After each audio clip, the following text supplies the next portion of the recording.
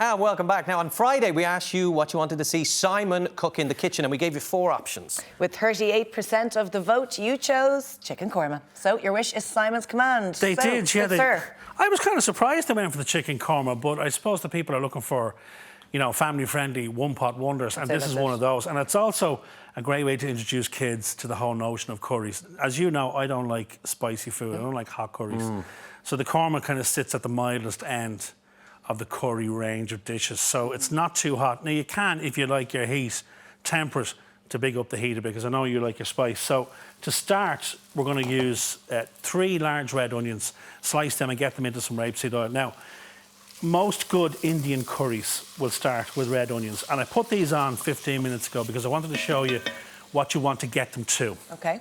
You want those red onions to break down, to soften down. So not caramelised, not quite there. You just want to braise them. And you notice there that I had the lid on. Yep. If I'd had left the lid off, all that steam when you're cooking evaporates and you're frying the food. If you leave the lid on, the steam stays in the pot and braises. Yeah. OK, now, and braises is the key word, because I Googled it, to this whole dish, including the meat as well. Pretty much it is, yeah. And this is, you know, it takes an hour or so, an hour and a half in total, start to finish to cook. But enjoy the process. That's what I do.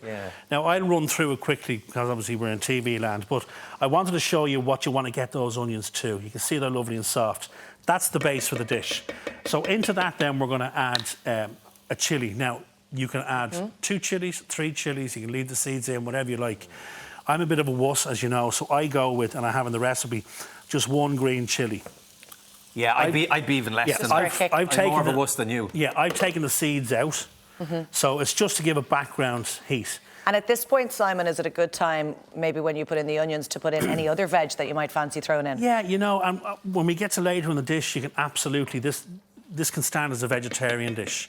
You know, you can put a leek in here if you have it. Adds a real creamy flavour to it. But for this one, we'll go with 1 green chilli. Now, I've made a little paste, and that's very simply made with 2 cloves of garlic and a thumb-sized piece of ginger. Now, you hear chefs all the time talking about, add a thumb-sized piece of ginger. Well, what is that? They're talking about this part of your thumb, the top part of your thumb. So a piece of ginger that size, just peel it down, grate it, add it to a couple of cloves of garlic that you've been grated, and you've got this gorgeous ginger and garlic paste. And that in itself will give a bit of heat as well. Even the garlic. That's a good tip, the thumb size, because you do wonder how big is it supposed to be. Is it that? Well, I'm just thinking people have different sized thumbs. Well, of course, you have a strange mind.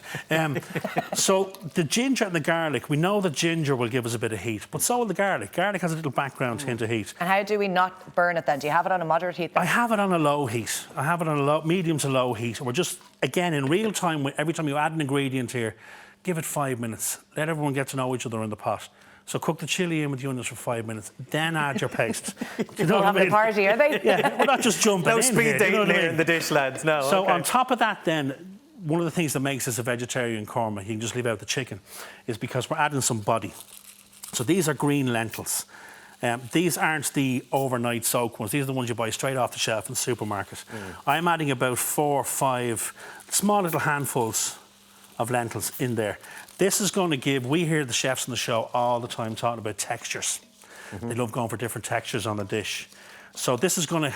Even though we're going to cook it for an hour, these lentils will still have a little bit of a bite. So not everything will be mushy and soft and cooked through. And this is the ingredient, Simon, that I would argue makes the dish, because I've cooked this recipe without them, and then you said, no, you have to put in the lentils. You do, They do make a difference. It does. It makes a huge difference. They just keep... They add a little flavour to it, obviously, but it's the texture thing and a little bit of bite in the finished dish. So again, when you put the lentils in, give them 5 or 10 minutes to chill. Let there be no panic. Now, the key ingredient is the korma paste. I brought in the jar to show you, because when you go into the supermarket, just be careful you don't buy the korma sauce. We're making the korma sauce. This is the paste. The good people of this company have gone to the lengths of blending together cumin, coriander, paprika, 10, 15 spices together to make this paste. They've done the work for us. So when you get your jar, about 3 heaped tablespoons of your paste in there. So that'll get you a couple of curries, or you can batch cook or else leave it in the fridge. Absolutely will. And that's the beauty of it. You'll get a couple of dishes out of this. And again, just work that through with all the other ingredients. And again, give it about 5 minutes just to cook itself out, release its own essential oils. and introduce itself to everybody else at the party. Okay. So, smelling good, when we get to that point then, what starts to make this look like a korma is our coconut milk. So you can take it easy here. If you're watching your waistline, you can use the light coconut milk, or if you're being indulgent, go with the full fat. Now, the korma, or the coconut milk goes in. Here's another little secret ingredient. Coconut cream. Now you buy it in sachets in the supermarket, and when you take it out of the packet, it's hard. So what I do is sit it in a bowl of warm water, and it turns back into a cream. And they have a tiny little tin as well that you maybe use half. That's right, you can get tins. Now this is very indulgent, okay? But if you're treating yourself, why not? And God knows we need a treat. Now you'll see as I start to turn that in, now it starts to turn into something that we recognise as a korma, okay?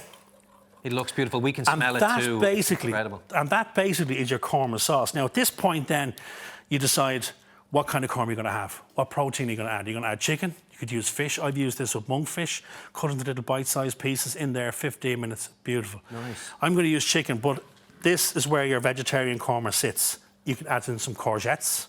I'm going to put in some baby potatoes. So there's plenty of vegetables that we can throw in here. So we cook that out and then to the chicken. Chicken thighs, what I use. I always like, when I'm cooking meat, to cook it on the bone. You can use chicken fillets if you want. Trim them down, get rid of the excess fat, any sinew, and just pop your chicken in there. And we're going to cook this on a low heat for about an hour to an hour and 15 minutes. So there's no need to brown the chicken prior to putting it in? There isn't, no, because we're going to braise the chicken in here. Look after the dish. You don't want it to stick. So every 10 minutes, just come by and do what I'm doing here. Just give it a little turn through. And again, what I said earlier on, baby potatoes, cooked as normal, salted water. I've let them cool. I've cut them down.